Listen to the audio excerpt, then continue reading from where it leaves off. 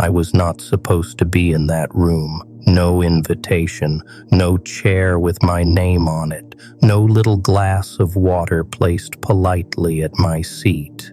And yet, there I was, standing behind a door so thick they thought their whispers were safe. Oh, they thought a lot of things were safe. Your name came up, and I felt the air change, not dramatically, not the way lightning announces itself, quietly, the way a match goes out and leaves the room just slightly darker than before. I watched their faces through the gap in the door, the way eyes flicker when someone says a name they were not planning to say out loud. And the reaction, ha! Oh, the reaction was not anger. It was not dismissal. It was something so much more dangerous than either of those. It was fear dressed up as silence. And I, standing there in the dark, smiled. Because fear that quiet means you matter in ways they have never had the courage to tell you. I have been in a lot of rooms, dark ones, loud ones, rooms that smelled like money and rooms that smelled like fear. And trust me, the two are not as different as people like to believe. But this room, this one had something the others never did. It had your name hanging in the air like smoke nobody wanted to admit they had breathed in.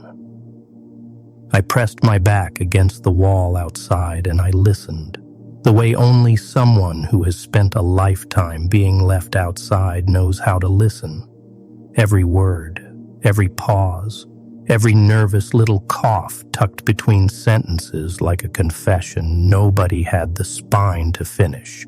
Oh, they were careful. They always are at first. "We should discuss the situation," one of them said, and already I could hear it, that particular brand of cowardice that wears a suit and calls itself professionalism. I almost laughed. Almost. Instead, I stayed very, very still, because stillness, I have learned, is the sharpest weapon in any room you were never invited into. They spoke in circles, round and round the way guilty people always do, orbiting the truth without ever landing on it. And then someone said your name, not loudly, not with anger, softly, almost carefully. The way you say something you have been holding in your mouth for a long time and are only now allowing yourself to finally release. And the room, oh, the room went very quiet. Not the quiet of boredom, not the quiet of agreement, the quiet of people who suddenly realize the conversation has gone somewhere none of them planned to go. Here is what I noticed in that silence. Nobody laughed. Nobody rolled their eyes. Nobody waved their hand and said, "Oh, them, irrelevant." They just sat with it, your name, sitting in the center of that table like an uninvited guest who turned out to be the most important person in the room. And I thought, isn't that always the way? The ones they never announce, the ones with no chair, no glass of water, no polished little nameplate. Those are always the ones they cannot stop talking about behind closed doors. I want you to understand something, and I want you to hear this the way I mean it, not the way comfortable people tend to soften it. Power is not loud. I have watched loud men crumble inside a single season. Power is the thing that makes a room go quiet when your name is spoken by someone who did not intend to speak it at all. That is what happened in there. That is what I witnessed pressed against that wall in the dark. Not your defeat, not your exposure. Something far more unsettling for every single person sitting in that room. Your significance. But here is the first thing they did not expect. The person who said your name was not your enemy. They were the one who had spent 3 months quietly, carefully protecting you from the decision the rest of that room had already made. and nobody in there knew that I knew. There is a particular kind of conversation that only happens when people believe they are completely alone. No performance, no careful word selection, no version of themselves they have rehearsed in the mirror that morning. Just truth, raw, ugly, honest in the way that only accidental honesty ever truly is. That is what I heard through that door. And I want you to know, I have heard a great many things in my life that I was not supposed to hear. Secrets dressed as jokes, threats dressed as advice, love dressed as cruelty. Oh, that one especially. But what they said about you in that room, it did not fit into any category I had prepared myself for. They are the only one who actually understood what we were building here, someone said. Low voice, almost reluctant, like the words were being pulled out of them against their will, the way a confession always sounds when the person confessing never intended to become honest. And then another voice, harder, sharper, the kind that belongs to someone who mistakes coldness for intelligence. That is exactly the problem. I pressed my hand flat against the wall, not out of anger, out of recognition, because I have heard that sentence before, not in boardrooms, not in strategy meetings. I heard it once, a long time ago, in a room with a single bulb swinging overhead, and the person saying it was looking directly at me. That is exactly the problem, meaning you are too much, you see too clearly. You cannot be managed, and therefore you cannot be kept. I grew up understanding that the most dangerous thing a person can be is necessary, because necessary things get used, and when they have been used enough, when the last drop of whatever made them valuable has been quietly extracted, they get set aside, not fired, not confronted, just gradually uninvited from the meetings, from the decisions, from the rooms, until one day they look around and realize the architecture of their own life has been redrawn without their signature. I know that feeling. I know it the way you know the specific weight of a door closing behind you for the final time. But here is where the room surprised me, and I am not easily surprised. The hard voice, the cold one, the one that said that is exactly the problem, went quiet. Not the quiet of agreement, not the quiet of victory, the quiet of someone who has just said something they immediately regret in front of people they did not intend to reveal themselves to. And the silence that followed was not comfortable. It had edges. Then the first voice again, slower this time, deliberate. We remove them, and we lose the only thread holding this entire thing together. And everyone in this room knows that. Nobody argued. Nobody argued. And that silence, that specific suffocating unanimous silence, was the loudest thing I heard all night. I want you to sit with that for a moment. The people in that room, the ones with the titles, the ones with the access, the ones who scheduled the meeting and locked the door, they needed you more than they were willing to say out loud. And the only reason your name was in that room at all was because removing you had stopped being a simple decision. It had become a risk. Now here is the twist I have been carrying since that night. The meeting was not called to discuss your future. It was called because someone had already tried to remove you quietly, and it had not worked. Something you did, something you built, something you left behind without even realizing its weight, had made you impossible to erase, and they were gathered in that room not to decide your fate, but to figure out what to do with the fact that your fate was no longer entirely in their hands. I have watched people say names before. It is one of my favorite things. The way a name leaves a person's mouth tells you everything their face is working very hard to hide. Some names get thrown, discarded mid-sentence like loose change onto a dirty floor. Some names get bitten off, short, sharp, resentful, the way you say the name of someone who beat you at something you needed to win.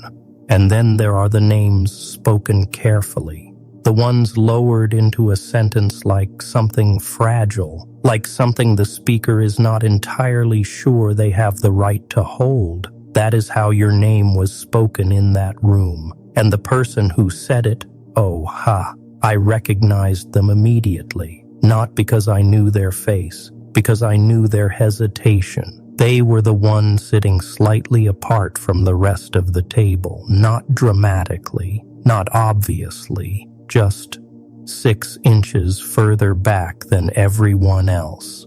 6 inches that said everything about where their loyalty actually lived. I have sat in that position myself, in rooms where I technically belonged but emotionally had already left. That 6-inch distance is the posture of someone who is present in body but absent in allegiance. And when they said your name, their hands were flat on the table, still, deliberate. The hands of someone who has made a decision they are not going to apologize for. Whatever we decide tonight, they said, should be decided with the full understanding of what we are actually dealing with. And then they paused. That pause, I felt it through the wall. Heavy, intentional. The pause of someone who is about to say the true thing inside a room full of people who have been carefully avoiding it. We are not dealing with someone who can be managed. We are dealing with someone who has already outgrown this room. Silence. The specific silence of people who have just heard the truth spoken plainly and do not know whether to be relieved or terrified. I pressed my cheek against the cold wall, and I closed my eyes, not out of sentiment, out of recognition, because someone once said almost exactly those words about me. In a different room, a different city, a different life, I was still in the middle of burning down when they said it. They have already outgrown this room. I remember the smell of that place, old wood, cheap coffee, the particular staleness of air that has been recycled through too many dishonest conversations. And I remember thinking, if I have outgrown the room, then why does the room still feel like a cage? That is the thing they never tell you about outgrowing places. It does not feel like triumph, not immediately. It feels like ill-fitting clothes, like you are too large for the space you are still somehow expected to occupy, shoulders pressed against walls, head bent, pretending to be smaller than you are so the room can maintain its comfortable dimensions. I did that for years, made myself smaller, quieter, more manageable. And you know what it earned me? Nothing but a longer leash on the same chain. But here is where the emotional weight of that room shifted, and I want you to feel this the way I felt it. Cold wall against my spine, dark corridor around me, no one knowing I was there. The person who had been defending you, who had spent 6 careful minutes redirecting every dismissal, absorbing every sharp word aimed in your direction, stopped, mid-sentence, and their voice, just for a fraction, just for the space between one breath and the next, cracked, not dramatically, not visibly to the people across the table, but I heard it. That hairline fracture in a voice trying very hard to remain professional. And I knew then that this was not strategy. This was not positioning. This was someone who genuinely cared what happened to you. And that is the twist that hit me hardest. not the tactics in that room, not the power plays, not the careful maneuvering of people protecting interests. The emotional twist, the one I was not prepared for, was that someone in that room was afraid, not of losing an asset, not of strategic consequence. Afraid the way you are afraid when someone you value is standing on the edge of something and the people deciding whether to pull them back are the same people who nudged them toward it in the first place. They were afraid for you, and I, standing in that dark corridor, having spent most of my life being the reason people are afraid, not the subject of someone's quiet terror on my behalf, I did not laugh. For the first time in longer than I care to admit, I did not laugh. I just stood there and felt something I had almost forgotten the weight of. I have seen a lot of endings, quiet ones, violent ones, endings that arrived dressed as beginnings so nobody flinched until it was already over. But I have rarely seen what I witnessed in that room, an ending that refused to end, because that is what you had become to the people sitting around that table. Not a problem to be solved, not a loose thread to be cut, a conclusion they kept trying to write that kept rewriting itself every single time they put the pen down. They had a vote planned. I knew it the moment I heard the shuffling of papers. That particular officious sound of people preparing to make something feel official that they have already decided privately.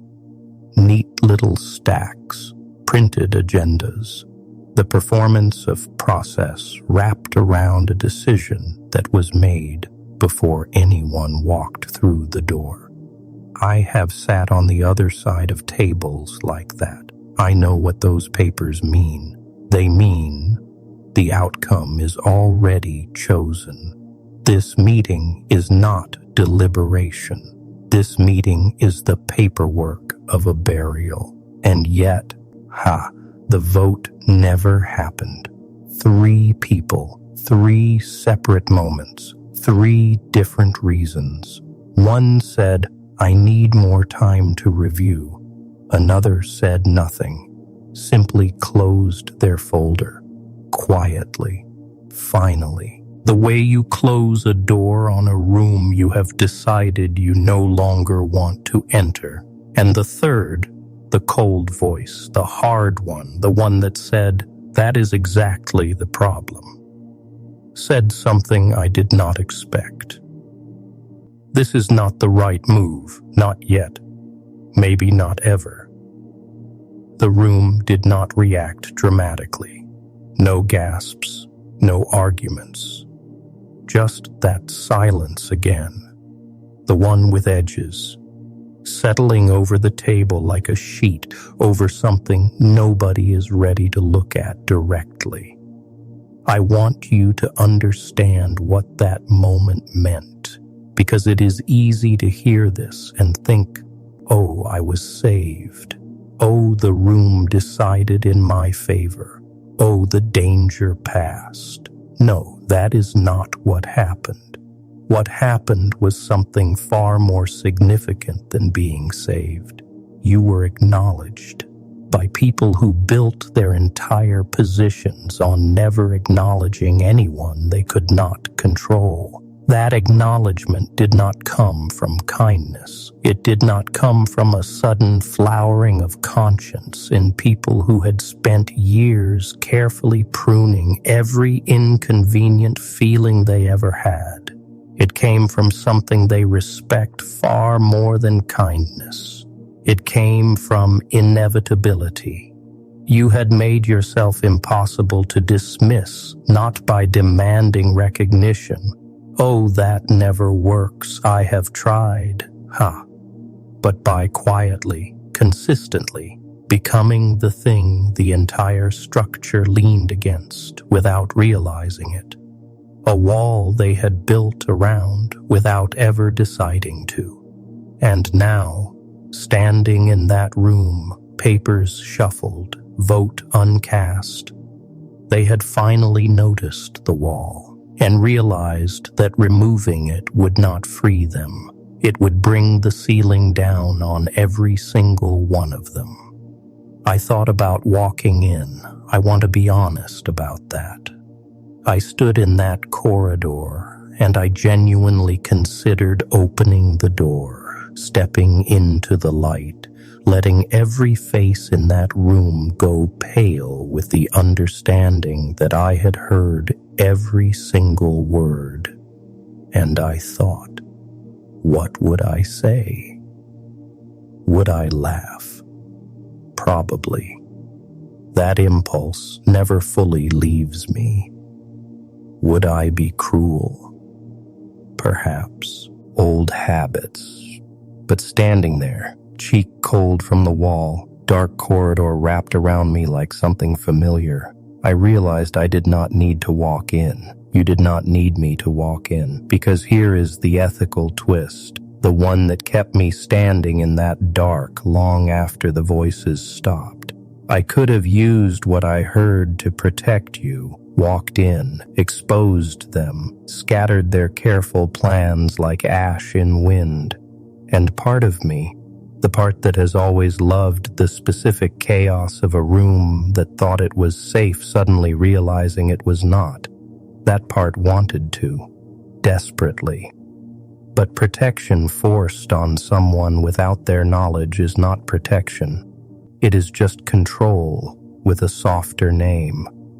And I have been controlled enough times in my life to know that the kindest thing one person can ever do for another is trust them to carry their own story. Even when you can see the ending, they cannot. So I stayed in the dark. I listened until the chairs scraped back, until the papers were gathered, until the footsteps moved toward the door, and I slipped away, the way I always do, before the light could find me. But I carried something out of that corridor with me, not information, not leverage, not the cold satisfaction of knowing something I was not supposed to know. I carried the image of a room full of powerful people going quiet because of you, because of your name, spoken carefully, held gently, placed in the center of a table by someone whose hands were flat and still and absolutely certain, and left there, unmovable, while everything else in that room shifted around it. I have spent my life being the disruption, the variable, the thing that makes rooms go sideways. But that night, pressed against that wall, invisible, listening to the specific silence that follows the speaking of a name that cannot be dismissed, I understood something I had never understood before. The most dangerous person in any room is not the loudest, not the most feared, not even the most prepared. It is the one whose absence would change everything, and who does not yet know it. That is you.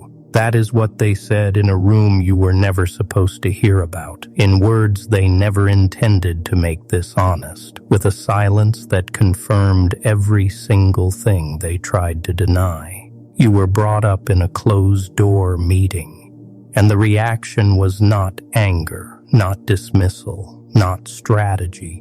It was the involuntary, undeniable, unanimous acknowledgement of a room that had just realized they need you more than you will ever need them.